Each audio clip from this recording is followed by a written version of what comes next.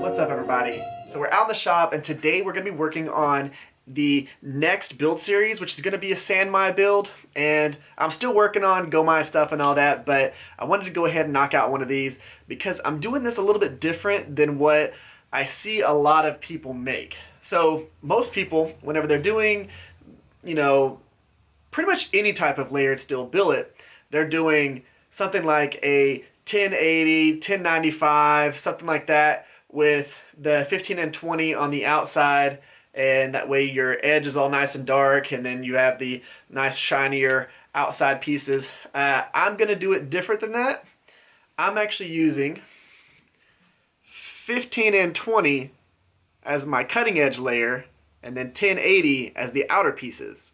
So whenever we forge this out and then grind everything in and etch it, the darker pieces are going to be the sides, and the edge is going to be the shinier part.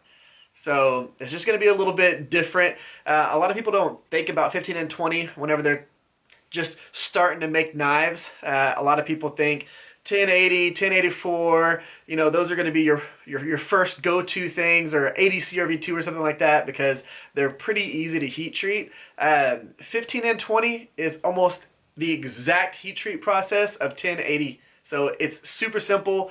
The only difference is 15 and 20 can hold an edge amazingly well. A lot of people use them for chef's knives and things like that, and I wanted to make a really cool knife that was the opposite of what you normally see whenever you think of a welded steel billet, you know what I mean? So that's what we're going to work on, and we're going to start this series, see how it goes. I'm going to go ahead and get everything going on this. Let's jump into it. Let's get this thing knocked out. So we're going to start this off by cleaning our steel. I'm just using an 80 grit ceramic belt to clean this and get it back to a nice smooth finish.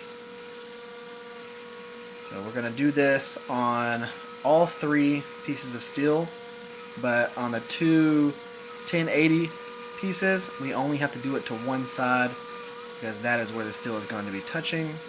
The outer sides don't need to be cleaned off or anything like that, because they're not getting forge welded to anything. So you only got to clean the parts that are going to touch each other. Then I soaked them in acetone for about 5 hours, just to make sure all oils and things like that are off of them. And then of course I'm using gloves so that I don't put any oils from my skin in the middle of these, and just making sure that everything is nice and clean.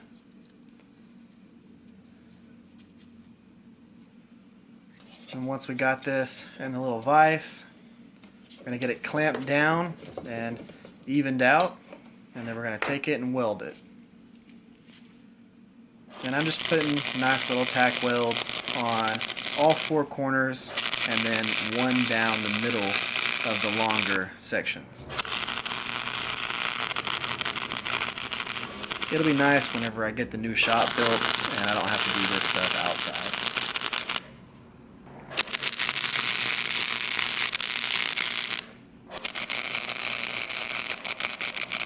And during this process, I definitely caught the grass on fire about 5 times. So yeah, it was interesting.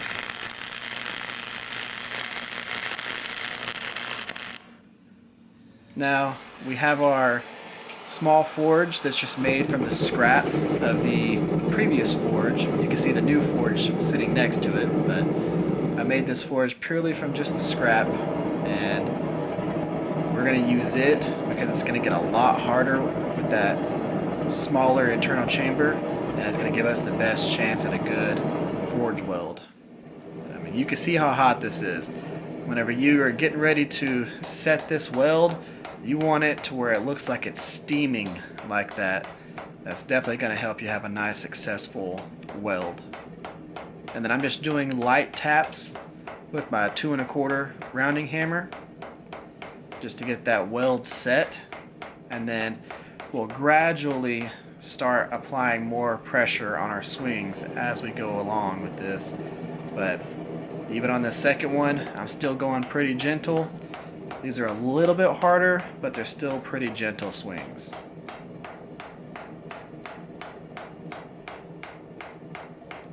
And what I typically do is I move the steel and just keep hammering in one spot. It's a little bit easier on my body, plus it makes it to where my hammer swings are nice and even the entire time.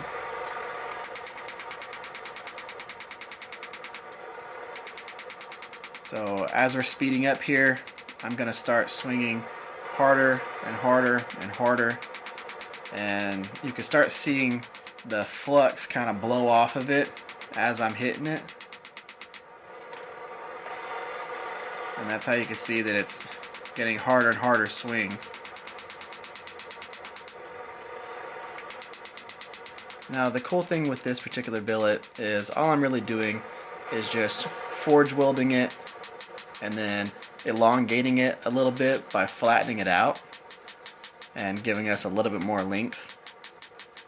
But I'm not trying to forge this knife to shape or anything like that, primarily because I want to keep the layers exactly where they need to be. So it's just making sure that I stretch it out while hammering evenly on both sides so that we do not move the center core to one side or the other.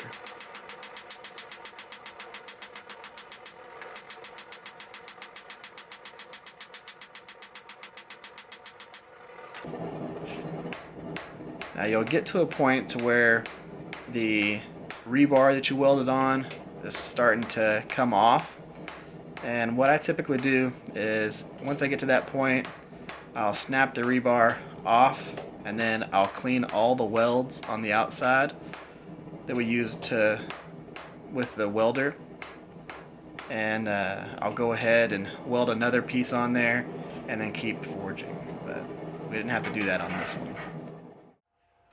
So after I cleaned everything up and squared this billet, I went ahead and picked one of my knife shapes that I have to put on here, and then I end up modifying this design as I'm going through the process. But we go ahead and get it cut out with the angle grinder, primarily because this was just a little bit hard for my porter bandsaw, and I didn't want to waste a porter bandsaw blade trying to cut this out. I can easily do it with the angle grinder, so I decided to go ahead and do that and then grind it back with a 2x72 to the final shape. So right here we're just going to cut off as much of the excess as possible and then take it to the 2x72 after that.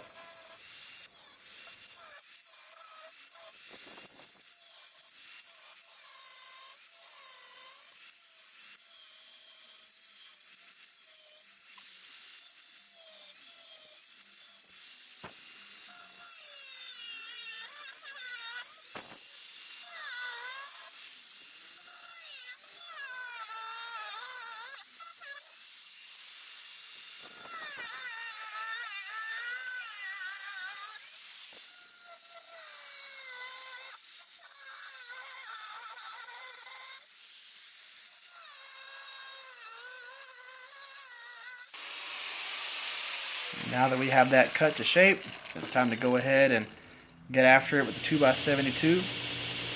Right now, I'm using a 36 grit ceramic belt to just knock off as much of this as possible, as fast as possible.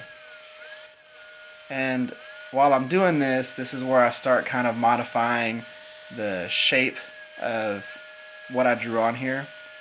And I typically do that. I'll draw it on there, start grinding it out, and then I'll decide to move the finger choil a little bit or elongate the handle a little bit just to, meet my personal aesthetic that I think really looks good with the particular piece of steel that I'm working with. It's pretty rare whenever I draw something out on a piece of steel and then I grind it back to that exact drawing.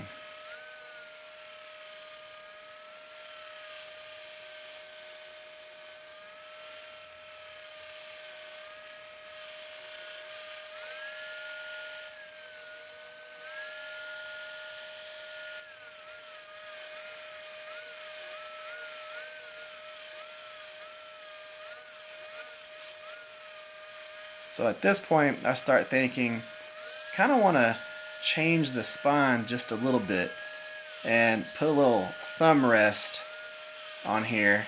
And I didn't know if I was going to end up doing a false edge on the top or not, but really I just kind of wanted a little thumb rest on here. So I kind of start doing a little bit of a harpoon style tip and slowly grinding away to the point that I think it looks the best and feels the best.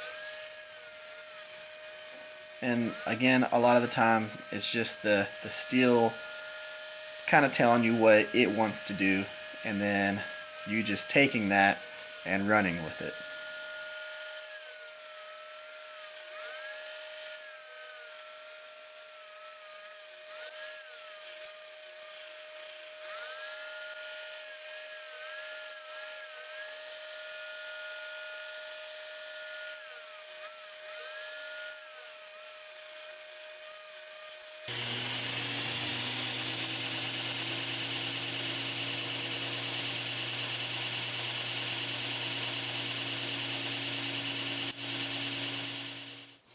Now, I had forged this very flat, so I barely had to do any surface grinding on this.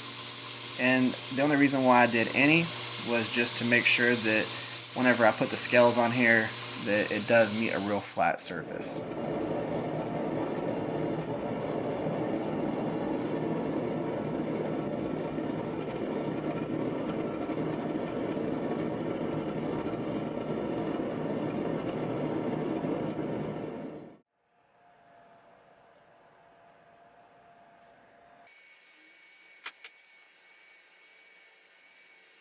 Now, we marked our edge with that black Sharpie and then started using our calipers to scribe a center line so we know exactly where to grind to for our cutting edge.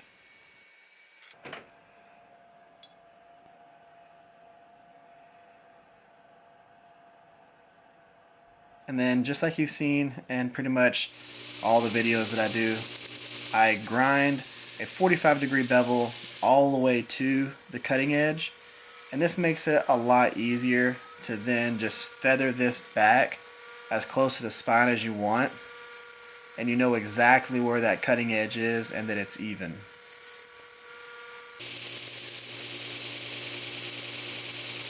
And one of the things that I do whenever I start grinding the bevels at this point is where that 45-degree angle met the flats on the bevels, I actually start grinding on that edge, and I break that edge and slowly start grinding it back until it almost meets the cutting edge, and then I start feathering that back by applying just a little bit more pressure towards the spine as I'm coming across the belt. One of the things you saw right there is I had to put my thumb on it and make sure that I didn't overheat the blade. So I dipped this in water a lot to make sure that I didn't overheat it and mess up my heat treat. Now this blade has already been heat treated and tempered, so you got to be careful whenever you do that and then grind your bevels in, because you could burn the blade and mess up your heat treat. But what I did was a 36 grit belt, and then a 120 grit belt, and then a 400 grit belt. Now we're going to go ahead and start hand sanding, and I went from 220 grit to 320 grit to 500 grit to 1000 grit during the hand sanding process to get the finish that I wanted.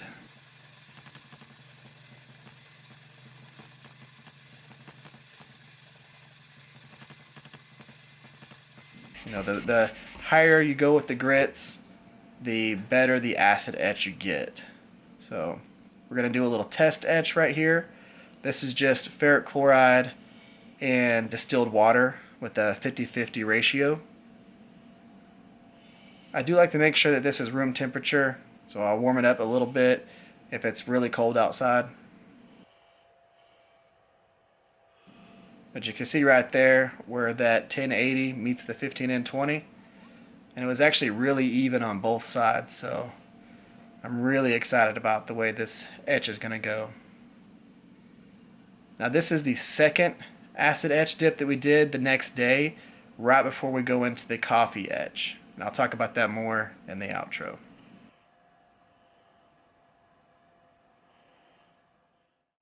Okay guys, so I'm going to give you a look at this, and then I'm going to give you the breakdown of the actual way that I achieved this finish, because I didn't film much of it.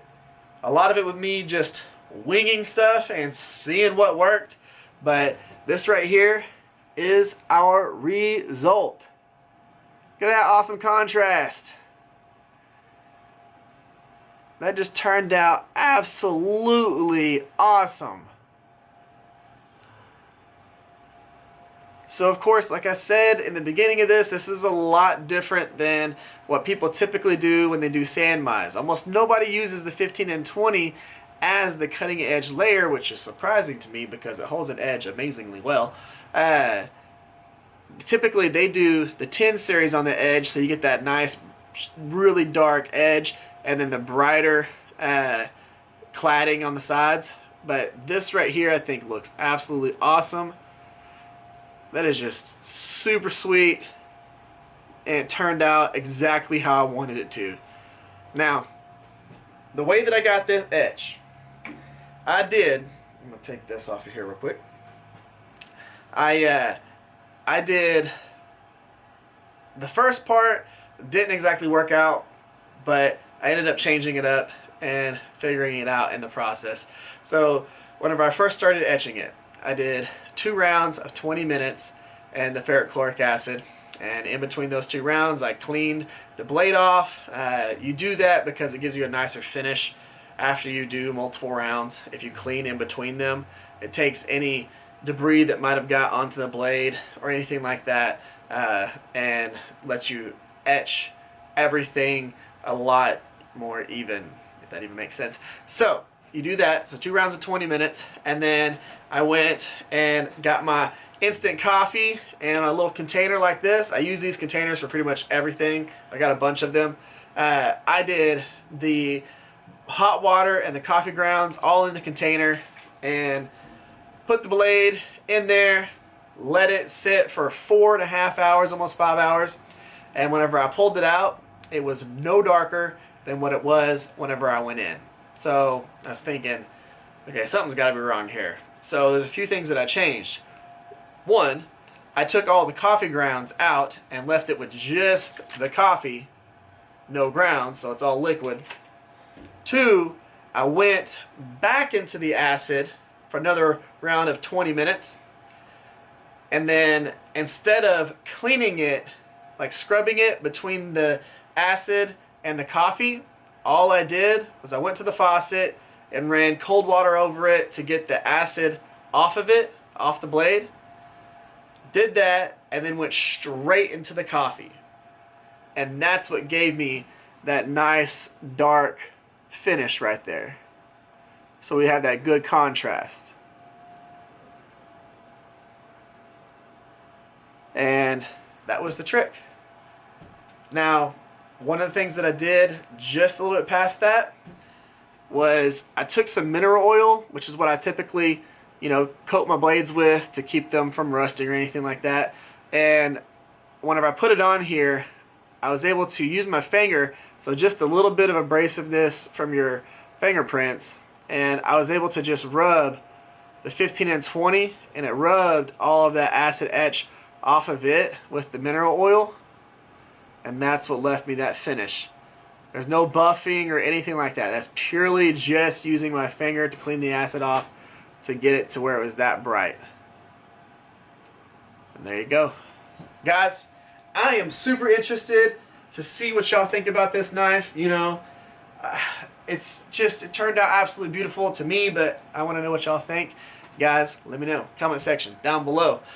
I know this video was a little bit longer, but you know what? It was worth it because we got ourselves an awesome, unique Sanmai knife out of this thing.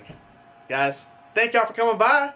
If y'all would, give this video a thumbs up, share this video or one of my other videos. Guys, if you haven't yet, subscribe to the channel because we've got more forging stuff happening. Plus, we're going to finish this knife. Okay. I don't know if we're going to finish this on Sunday because I'm going to be making the handle scales for this. Not completely from scratch, but it's going to be layering them and doing all kinds of stuff that I typically do.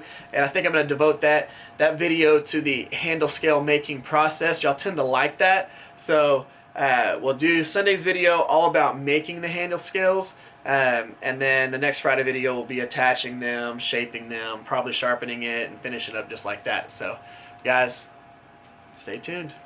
Thank y'all for coming by. Thank y'all for spending your time with me. Y'all have an amazing day. Y'all stay safe out there. And I'll catch y'all next time.